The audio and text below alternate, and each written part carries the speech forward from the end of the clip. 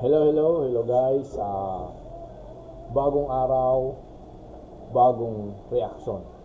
So, mayroon na naman tayong video na bibigyan natin ng reaction. Ito yung tungkol sa interview kay BP Sara na ngayon ay kumbaga nung napanood ng mga congressman ay nagbigay sila ng salita rin dito, no, tungkol sa mga nasabi rin ni BP Sara sa kanyang impeachment na mangyayari sa Senado. So, wag na natin patagalin guys. Unahin natin yung interview ni BP Sara. At bago pala guys tayo magsimula, please lang guys, i-like and subscribe nyo ang aking channel guys. Tulong nyo sa akin yun guys. Sige guys, magsimula na tayo. Everything will be alright. Yun ata ang sinabi ko.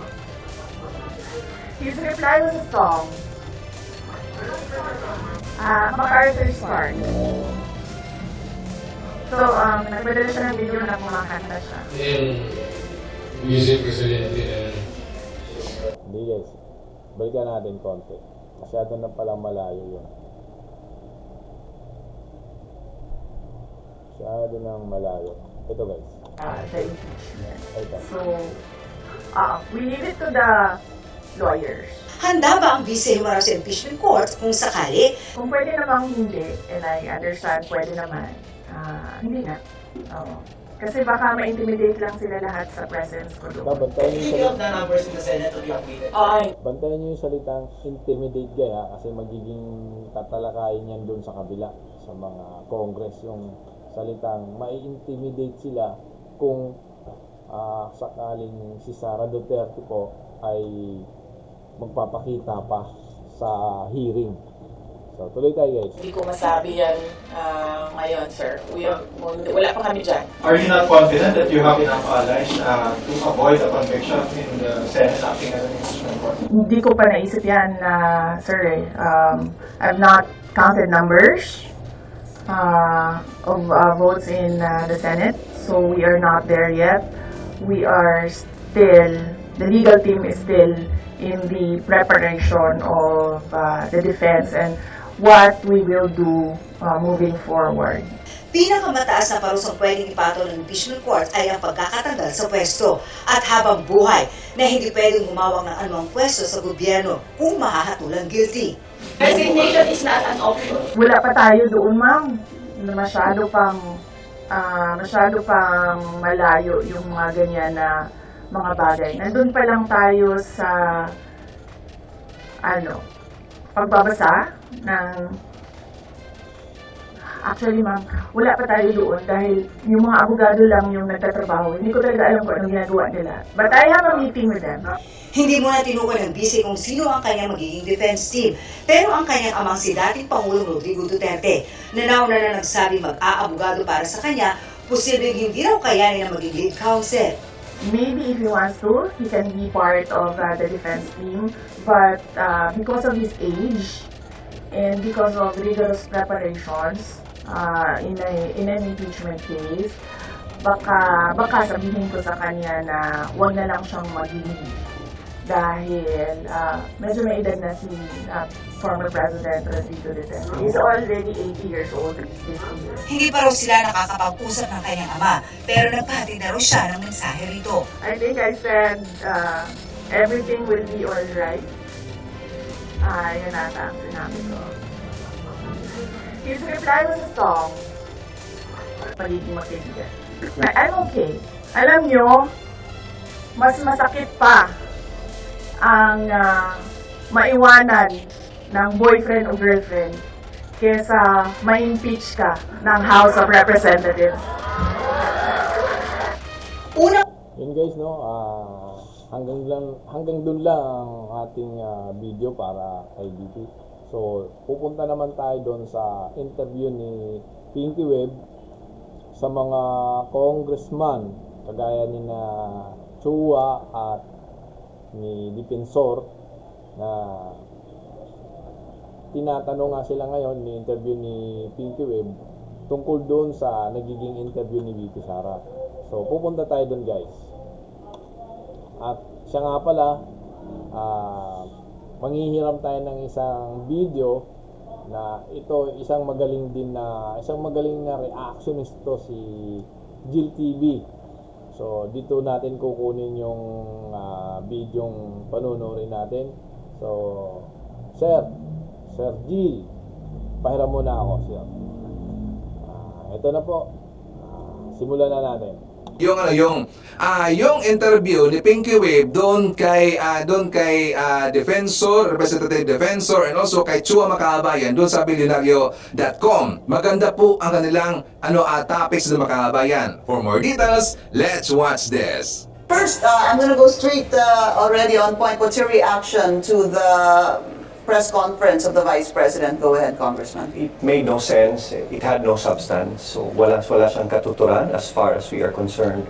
In fact, going to a press conference about your impeachment and saying, I won't answer your question, o hindi ako sasagot sa tanong na yan, it reflects how she treats her office, and it only goes to show that she does not want to defend herself, because that's the perfect opportunity to give a good statement when you're facing the media. She was actually, she kept saying, the Vice President kept saying, ito lang yung pinapabasa sa akin yung piece of paper.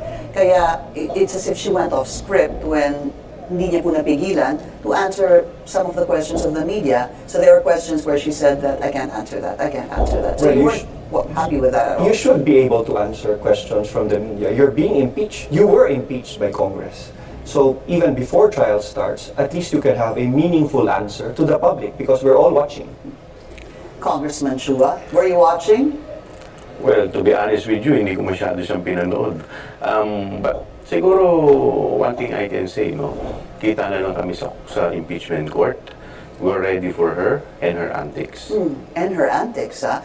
Yung sinabi po niya, God save the Philippines, manalig kayo dahil sa taong bayan ang tagumpay. Maybe just to give a little bit of context to those who might not have seen it, the media was waiting for the Vice President. Of course, she finally reacted to her being impeached by the House of Representatives. And it was a very, very short speech, in fact. And I believe ang directive kay Vice President, or the guidance maybe, that's a better word, is that to just stick to this one page, to which she said, ang masasabi ko lang, ang sabi po niya, God save the Philippines, manalig kayo dahil sa taong bayan ang tagumpay. Sir, pag sinabi mong God save the Philippines, manalig kayo dahil sa taong bayan ang tagumpay, ano ho ang ibig sabihin nun para sa inyo?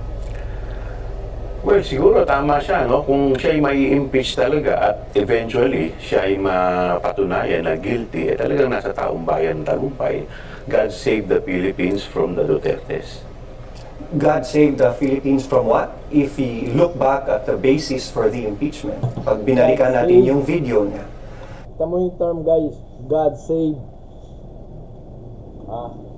God save the Philippines.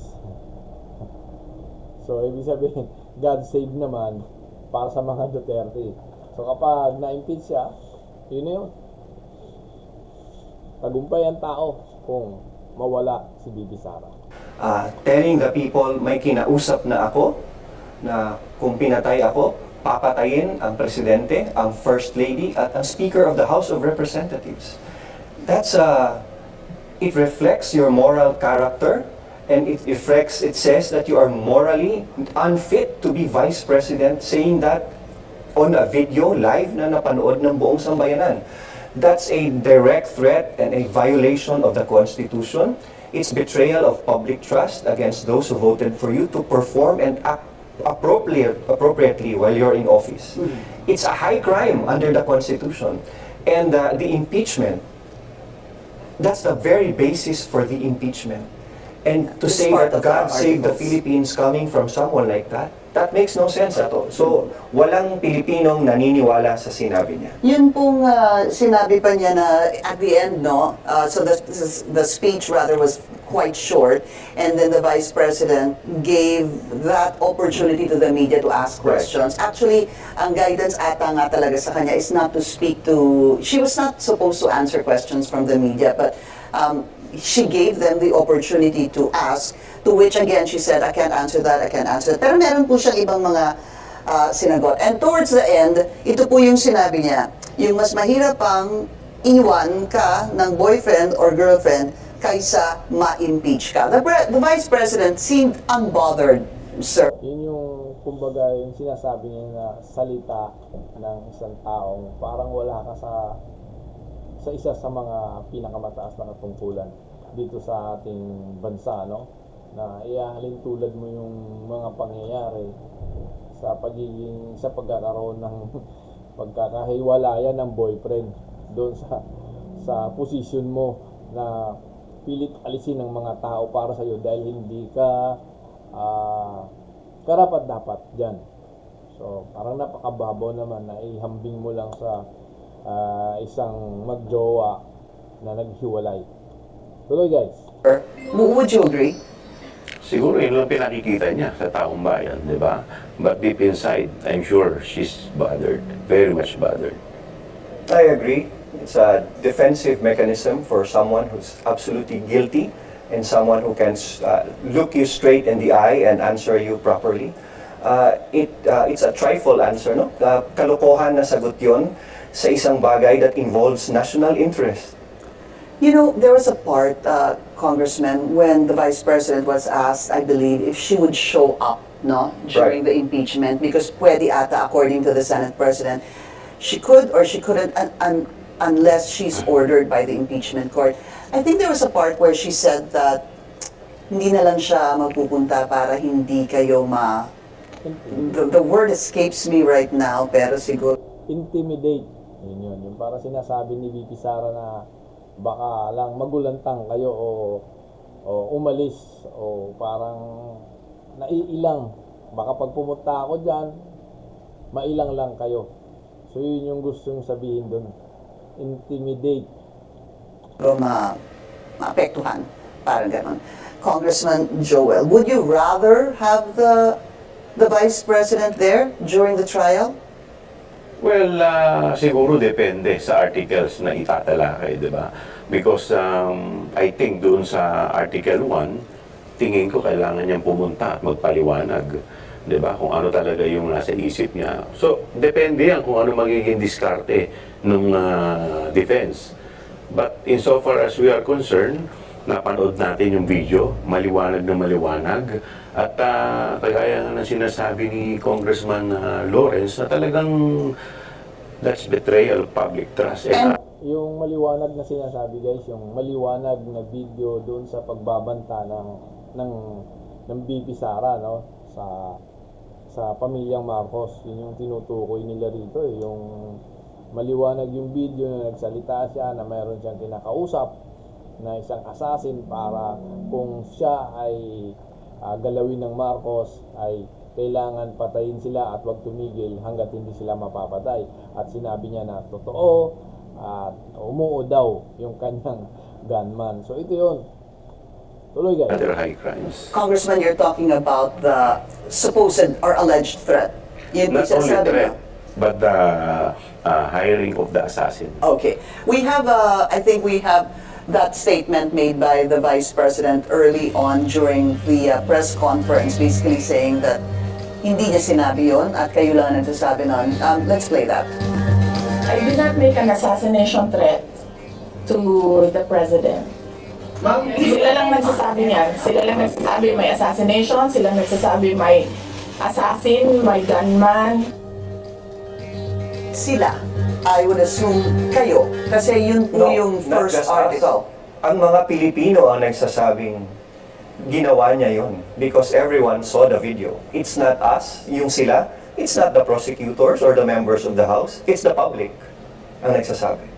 Hindi siguro lahat naman tayo nakapanood nun. Di ba? At nakita naman natin kung gaano ka-tindi yung mga binitawan niyang salita. At saka yung threat, hindi lamang sa ordinaryong tao. Kung kaya niyang i-threaten ang presidente ng Pilipinas, ang First Lady at ang Speaker of the House, how much more? Isipin mo na lang kung dumating ang... Tanda mo, siya ang magiging... siya ang pangalawang pangulo. Siya... So yun yung, kita mo yung sinasabi rito ni Congressman Chua, no? nakakatakot. Kung talagang iisipin mo guys, yung ganitong klaseng leader ng bansa, totoo guys, talagang kung iisipin natin, ibang klase, nakakatakot siya para mamuno ng isang mataas na posisyon sa ating bansa. Ang dapat hahalili sa presidente kung If something sakali happens to the na president. ang presidente ay mawala. So could you imagine kung ano yung state of mind ng pangalawang pangulo? Nakakatakot. Hindi ho ba, kasi pagka tinanong po si Vice President, or tinanong siya in the past about this, no, it was always hinged on, kapag namatay ako, ibig sabihin, mangyayari lang yun kapag namatay ako, o may premise, kumbaga. Condition. May condition, kumbaga. Is that not acceptable to either one of you? Of course, it's not acceptable. Whether or not there is a condition, if you engaged or talked to someone and made him or her commit na patayin ang presidente, whether there is a condition. Mamatay man ikaw o hindi? Oo, hindi. It doesn't matter. It doesn't matter. It means that you already engaged with someone. Kinausap mo na yung isang tao. Pero para hindi pumatay. naman daw mangyayari kung hindi siya mamamatay. The fact that you are the vice president, you swore an oath to abide by the Constitution, may kinausap ka ng taong handang pumatay ng presidente who is the commander-in-chief of the armed forces, who represents the sovereign of this country. Presidente na binoto ng 31 million people. That shows the moral depravity and your moral, unfit ka morally. Okay. Hanggang doon lang natin panoorin yung video guys, no? At siguro naman mahaba na yung ating napapanood. Dumako na tayo sa conclusion natin guys. Kumbaga, okay na yun. Magbibigay na tayo ng maliit o konting reaction dito. Ang masasabi natin dito sa ating reaction, kasi si VP Sara guys ay pilit niyang sabihin na wala siyang ginawang threat sa Marcos. Yun yung magiging depensa niya kasi yun talaga yung pinag-ugatan guys eh. Doon nagsimula yung sabi ng Pangulo na hindi ko palalampasin yung bagay na yun. Nung nasabi yun ng Vice Presidente. So ito na yun guys. Nag-materialize yung sinabi ng Presidente na hindi ko palalampasin yan. So ngayon naman, dahil nga yun yung pinakamabigat na statement na ginawa ng BP Sara, yung pagbabanta, yun yung talagang magiging pinakamalaking topic doon sa kanyang impeachment. So ito naman yung depensa niya na wala siyang sinabing ganyan at di raw niya binantaan, wala daw siyang ginawang ganun. Pero para sa atin guys, napakalinaw na napanood natin kung anong mga sinabi niya. So yun lang guys, no? At ang akin ay please lang guys, i-like and subscribe nyo ang aking channel. Tulong nyo talaga sa akin guys. So ang masasabi ko nga, may iwan tayong isang salita na kapag nilalawakan natin ang ating panguunawa, ay naiintindihan natin sila o nauunawaan natin mga bawat salita o mga balita man o sinasabi ng karamihan. Tutuklasin lang natin talaga kung ano yung totoong sinasabi nila. Kaya kailangan natin lawakan ang ating isip para maunawaan natin ang lahat o hindi man lahat. Basta uunawain natin ang mga bagay-bagay sa pamamagitan ng paglalawak ng ating isipan. So guys, hanggang doon na lang. At sa susunod muli, Buds React channel. See you guys!